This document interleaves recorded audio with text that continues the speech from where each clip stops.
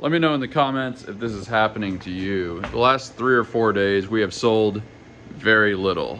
It's probably because of the stock market stuff. So systematically, there are 2 possibilities. Either business is going to decline permanently, which I don't really think is true, or it is going to decline permanently. I meant to say, or it isn't. If business declines permanently based on what's happening, we have really one option, which is come out with more things. So, like I said, we've been in business for 6 years, and I remember the pandemic, okay? I started this business about a year before the pandemic, and obviously when it hit, we had pretty similar hysteria.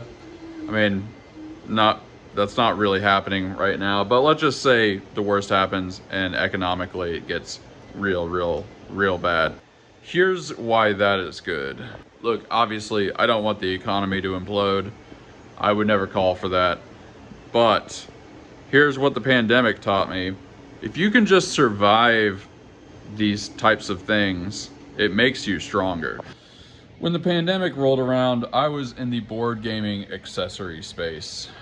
And I don't know where I would rank, but we were doing quite well. We sold other things too.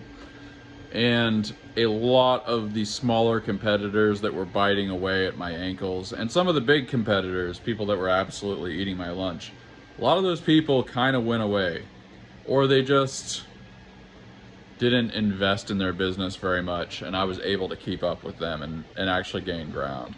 I also remember the crash of '08.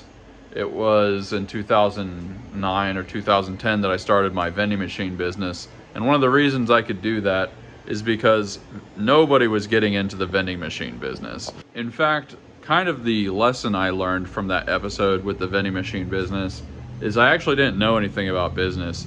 I just happened to get in at an extremely opportune time.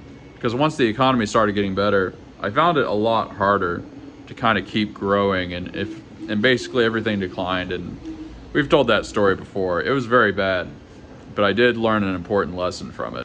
So the application here is if we just keep coming out with products and keep innovating and just hang in there, which I am more than able to do, we can capture a lot more markets. There will be less people left standing, and that sucks for them. And I was a small seller who did that in the pandemic, so I do have empathy for that.